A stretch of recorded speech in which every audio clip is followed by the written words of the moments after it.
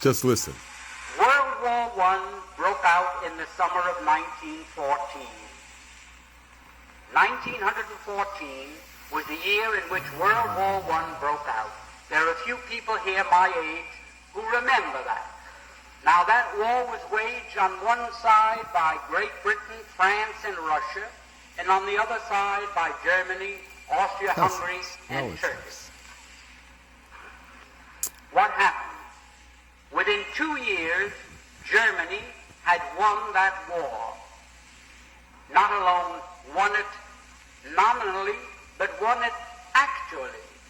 The German submarines, which were a surprise to the world, had swept all the convoys from the Atlantic Ocean, and Great Britain stood there without ammunition for her soldiers, stood there with 1 week's food supply facing her, and after that, starvation.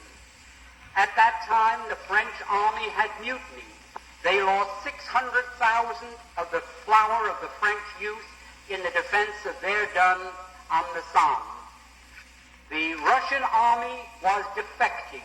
They were picking up their toys and going home. They didn't want to play war anymore. They didn't like the Tsar. And the Italian army had collapsed.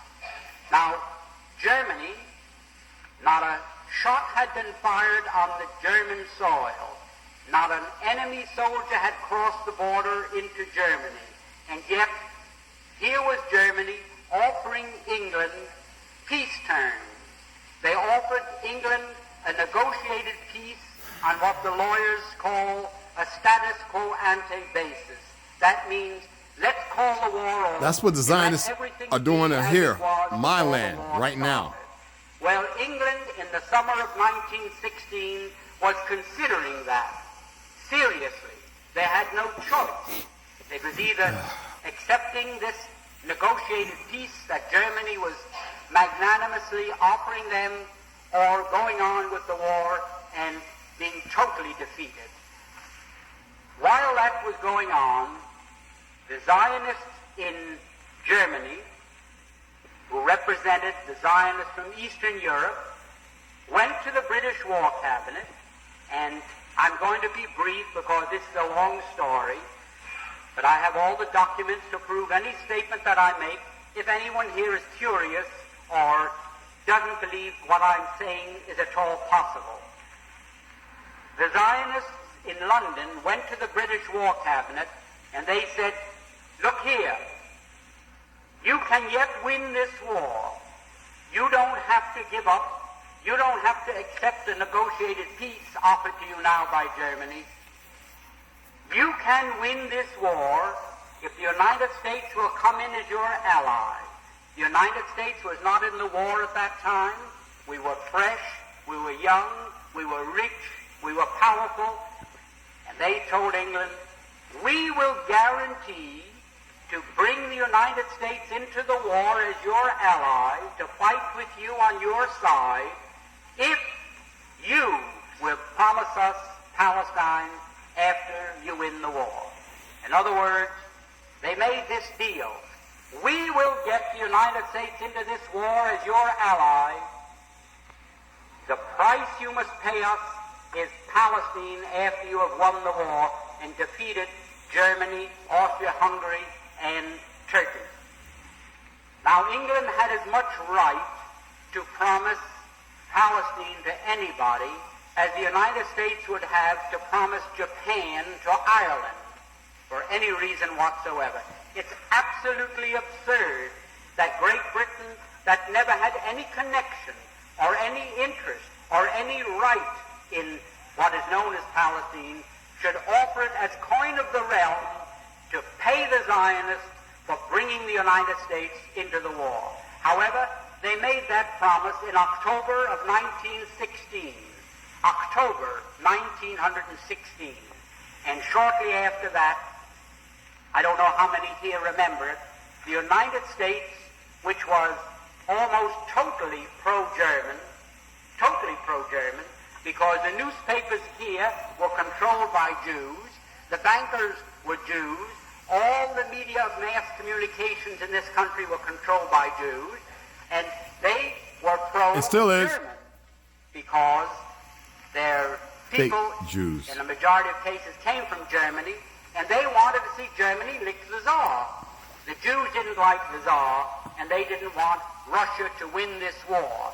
So the German bankers, the German Jews, Kuhn Loeb, and the other big banking firms in the United States refused to finance France or England to the extent of $1. They stood aside and they said, as long as France and England are tied up with Russia, not 1 cent. But they poured money into Germany. They fought with Germany against Russia, trying to lick the Tsarist regime. Now, those same Jews, when they saw the possibility of getting Palestine, they went to England and they made this deal.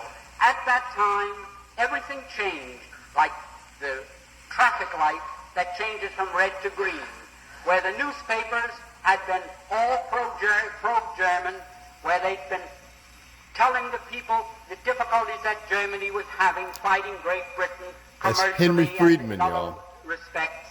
All of a sudden, I have his the book, Germans were no Facts good. Are Facts. They were villains. They were Huns. They were shooting Red Cross nurses. They were cutting off babies' hands, and they were no good. Well, shortly after that, Mr. Wilson declared war on Germany. The Zionists in London sent these cables to the United States to Justice Brandeis, go to work on President Wilson. We're getting from England what we want. Now you go to work, and you go to work on President Wilson and get the United States into the war. And that did happen. That's how the United States got into the war. We had no more interest in it. We had no more right to be in it than we have to be on the moon tonight instead of in this room. Now the war, World War I, in which the United States participated, had absolutely no reason to be our war. We went in there, we were railroaded into it. If I can be vulgar, we were suckered into that war merely so that the Zionists of the world could obtain Palestine. Now, that is something that the people in the United States have never been told. They never knew why we went into World War I. Now, what happened? After we got into the war, the Zionists went to Great Britain and they said, well, we performed our part of the agreement. Let's have something in writing that shows that you are going to keep your bargain and give us Palestine after you win the war, because they didn't know whether the war would last another year or another 10 years. So they started to work out a receipt. The receipt took the form of a letter, and it was worded in very cryptic language so that the world at large wouldn't know what it was all about. And that was called the Balfour Declaration. The Balfour Declaration was merely Great Britain's promise to pay the Zionists what they had agreed upon as a consideration for getting the United States into the war.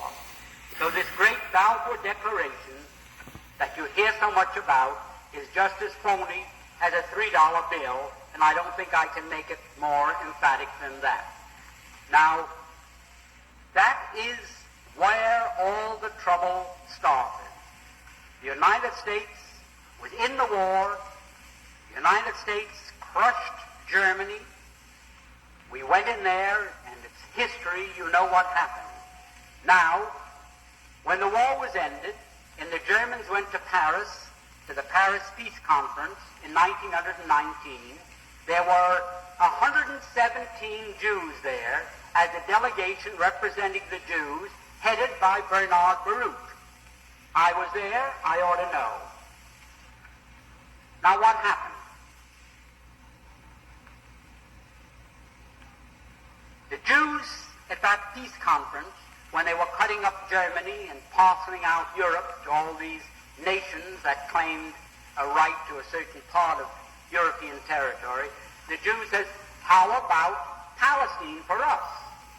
And they produced, for the first time, to the knowledge of Germans, this Balfour Declaration.